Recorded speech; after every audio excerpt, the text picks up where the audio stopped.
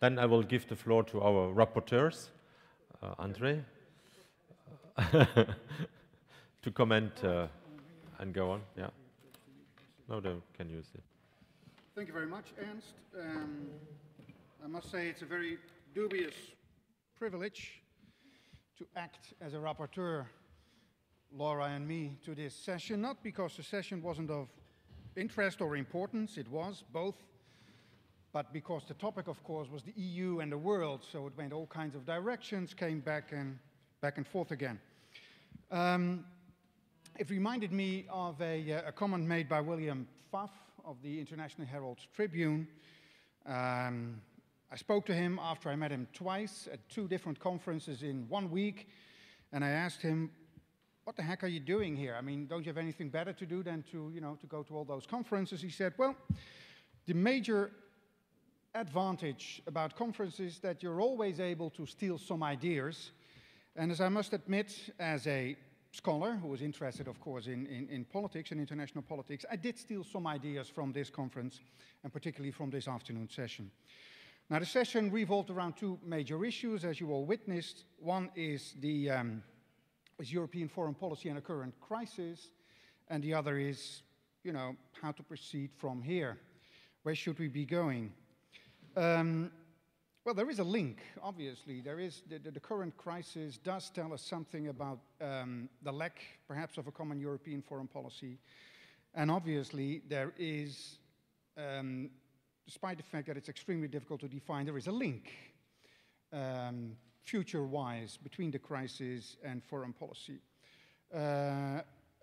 Stavros mentioned it, and he said that whatever way you look at the crisis, it will have a negative impact on the on the reputation of Europe, on the global role which Europe aspires to play. But unfortunately, you didn't have the time to elaborate on it. I will make a few loose comments on the current crisis within the context of foreign policy. First and foremost, I guess most of you are familiar with the Chinese word for crisis, which has this double connotation. It's on the one hand a clear danger, but on the other hand, the word crisis in Chinese also entails opportunity. Now, maybe to a certain extent, to be optimistic after all the pessimistic things which have been said, not exclusively, I will return to that. Maybe Europe needs crisis every now and then. Maybe not a crisis as serious as the current one, but still. I mean, the whole process of European integration was basically periodically accelerated on the basis of serious crisis. That's one. Second positive effect of the current crisis might be that the gap between Europe's self-image and the image of Europe by others, Massimo referred to it in his opening speech, the gap might become smaller. We do know now, we do realize now, obviously, that Europe may not be such an attractive model per se for regional integration. And we do know now, perhaps, that there are other models of economic development, models different from the European, or if you like, from the liberal democratic one. When I wrote this down, some other thing occurred to me, that is, if there were clear examples of, let's say, of pep talk during the afternoon session, the pep talk came from the non-Europeans. The pep talk came from you, Mr. Bashkar, and the pep talk came from President Lagos. So maybe every now and then Europe does need the other to remind us of, in any way, to remind us of what we have reached. And now soft power, which was this other issue which was discussed during and was also in the title of the session. Now, one of the advantages of being the rapporteur is that you can say whatever you want because there is no opportunity to respond to my words. It's an interesting social science notion. Joseph Nye was mentioned a couple of times. It's even an interesting historical notion, soft power, hard power. But I think it's a very unfortunate political imperative, particularly in the European case. It's a sort of escape mechanism. It keeps us away from taking the real decisions and looking very critically at our foreign policy, past, present, and future.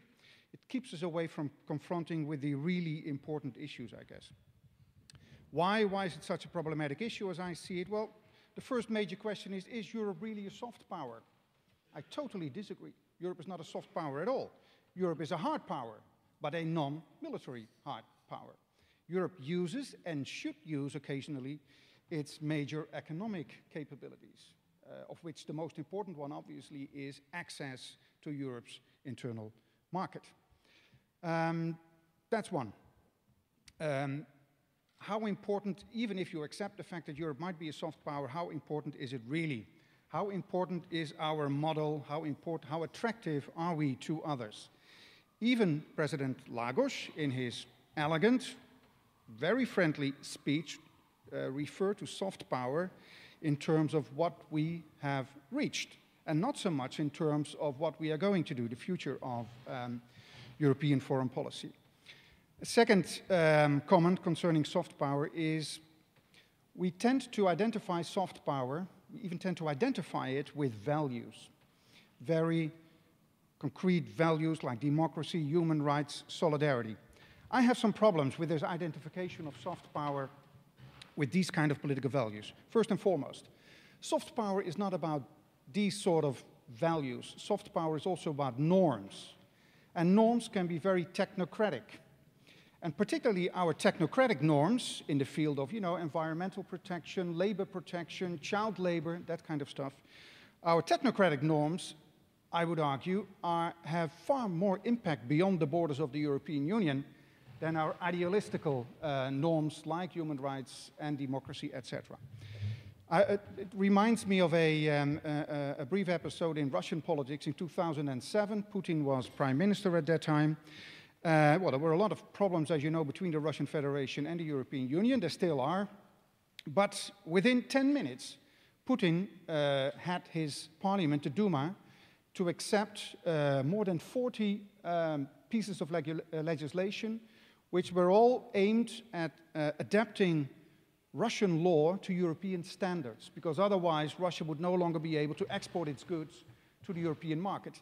These simple 15 minutes had more impact, I guess, on the lives of Russian industry workers and others than all of Europe's, I put it in a slightly black and white term, I had to be a bit controversial, Ernst asked me, had more impact on the lives of very many Russians than all our human rights and rule of law activities in the years before.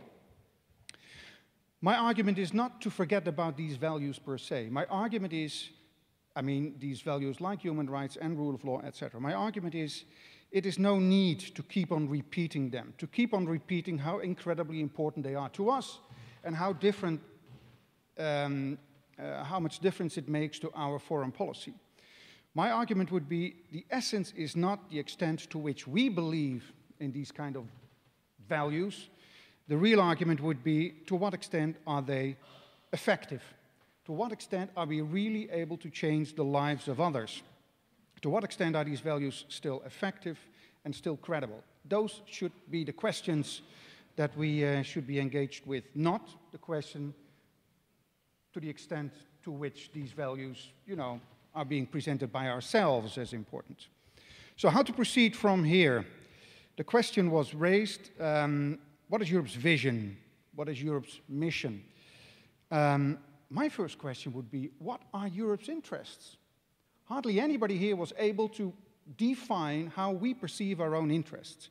Actually, only Anna did when she said, to have a rule-based multipolar world. That's the or a European interest. I fully agree, but it can never be the European interest. It's way too narrow. Russia and China are amongst our most important trading partners, and neither Russia nor China takes a rule-based multipolar world very seriously. My argument would be, if we are forced to define our interests, and of course we need to, if you're not certain about your interest, how can you formulate your vision or your mission or the means or the goals of your foreign policy? I think we should define our interest in very straightforward, simple, traditional terms.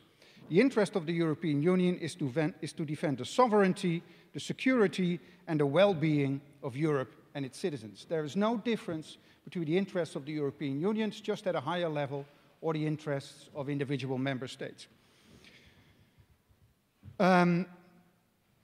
If that is what our interests are, to defend the sovereignty, the security, and the well-being of Europe and its citizens, that comes, of course, with a lot of additional questions, which I will briefly mention but not try to answer. Do we need more conventional hard power? I was a bit amazed, actually, but also pleased by the discussion today, because, you know, the atmosphere among socialists and social democrats is really changing. There's no doubt about that. Hardly anybody, there were a few, Tom, for example, mentioned it, but let's say most of the interventions went in the very same direction. We need more power. It needs to be smart, obviously. It would be very strange to advocate stupid power. Moreover, stupid power doesn't exist, as you all know. Stupid politicians exist, or military people, or others. The atmosphere is changing among socialists and among social democrats, I guess. Do we need more political will? Political will was most probably the most frequently pronounced notion in this afternoon's session. And, you know, that made me feel a bit uncomfortable, as if political will is the new panacea. It's not. I mean, political will is nothing when it doesn't have, you know, the capability or the idea where to go or the goal or the ambition. So political will is of great importance, I fully agree, and it needs much more than a few sentences which I have. But then again, my argument would be, let's not try to fall into another trap, the trap of a lack of political will. If you would only have political will, then we would really be able to, to exercise our influence beyond our own borders. So, my final comment, which is an extremely, disappointing one, is that whatever way we're going, and whatever we think about the capabilities, the mission, the vision, the whatever, what have you, on European foreign policy, I think it should all be based on a healthy dose of realism and of priority formulating. And as far as that is concerned, I would take as a starting point what Massimo D'Alema said in his first presentation. Europe evolved, if you like, from a global power to a power in a global world. Well, this is a beautiful example, I would argue, of an idea which I stole from this session. Thank you very much.